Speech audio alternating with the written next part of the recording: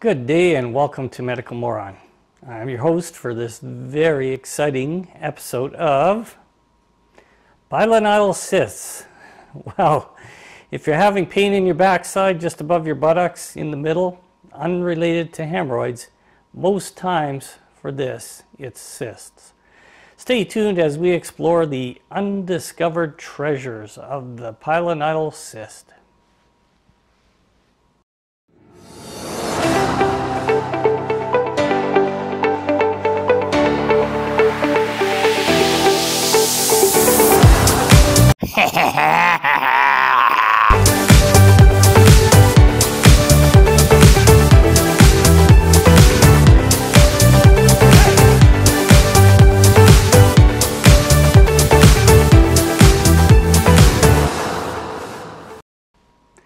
If you're new to Medical Moron, you don't know that I'm almost a 30-year RN that's worked all of my professional life in surgical services.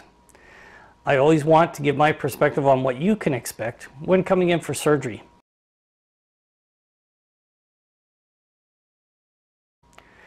Okay, let's begin. Let's start with what is a pilonidal cyst. It's a swollen space in the skin that's usually contains bits of hair and skin debris. This cyst is most times located near the tailbone, just above the butt at the coccyx level. But what causes a pilonidal cyst? The exact cause is unclear. However, the thought is it's a piece of hair that lodges or passes through the skin and lodges itself like Excalibur into the rock, but rather into skin, eventually working itself into a space where the body creates a cyst around the hair as a response to it. Common with young, heavy men with an inactive lifestyle. Cosmetologists or barbers can develop these between their fingers.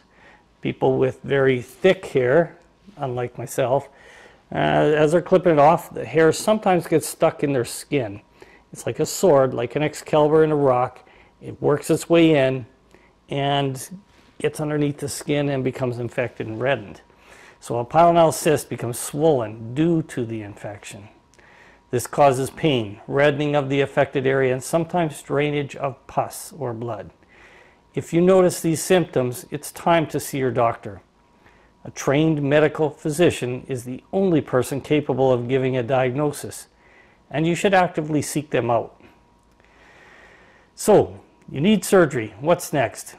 Suffice to say, you'll require medical workup. You may also need lab work, EKG, x-rays, or anything else your surgeon deems necessary.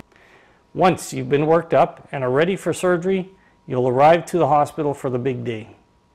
You check in with the greeter, square away your paperwork, and are escorted to the pre-op department.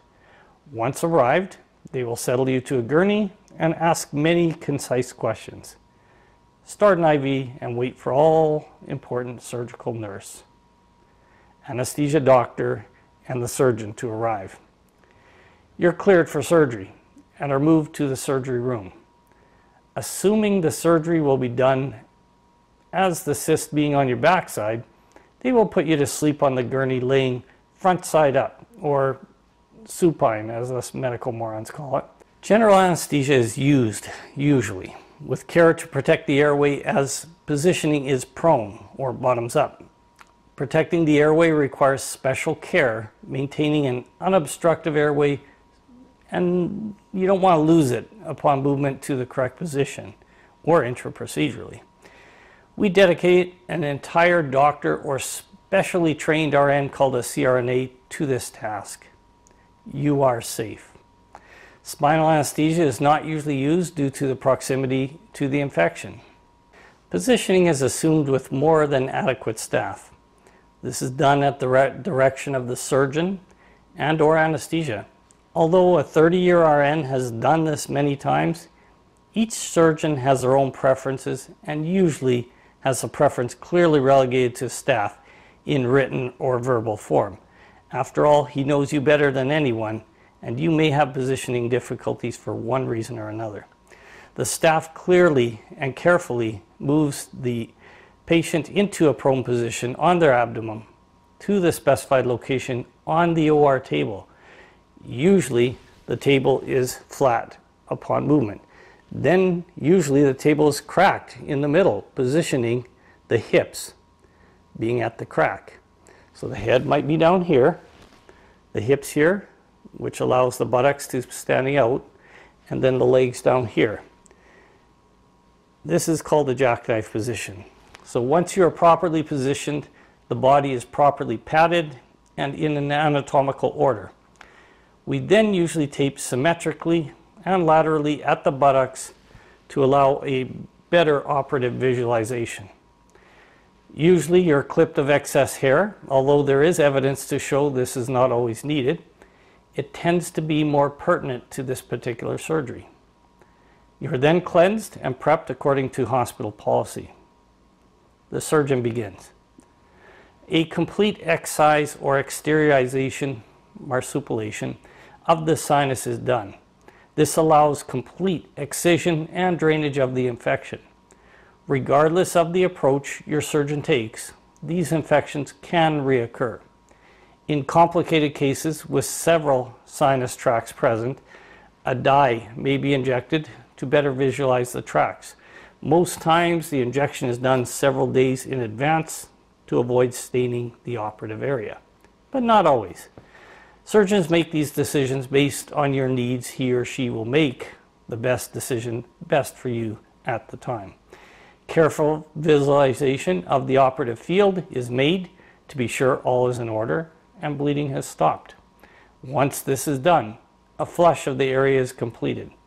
The wound is dried and sutured together, eliminating the dead space, or sometimes it's packed open. A pressure dressing is applied and changed often. Sutures are usually to remain in place for 10 to 14 days. This is surgeon preferential, so you can ask them. If packed, a sterile gauze is usually inserted to be removed at the surgeon's direction. Postoperative care involves protection against contamination. Get up and move around. Do not sit on the space. Use a soft cushioned seat and rotate the weight on your buttocks. The surgeon may have a diet for you to avoid a potential mid-healing contamination of the wound. Frequent dressing changes may be done. So this will include my pilonidal surgery observations. I am motivated to bring these observations to you by you. Without your comments, likes, and of course subscriptions, I would be less likely to want to continue on this path. So a huge thank you for continuing to enrich my life. If you haven't already subscribed, please do so now. This helps me to help others learn a little more about their upcoming surgeries. Send your positive thoughts and a link to friends and family, and this is a win-win-win for everyone. I love this profession and continue to strive to be better, to encourage every RN, tech student, physician, or other person in their professions to also love and be passionate about their shtick. I think it's important to make this world a better place. I'm also passionate about dogs. Yes, dogs and cats. I've had more than several, as many of you've had. So I want to encourage you all to think about them as well. How can you also make their lives just a little better for them? I have stories and would love to share them with you, but better left for another day, another video. So like, share, subscribe. Thank you.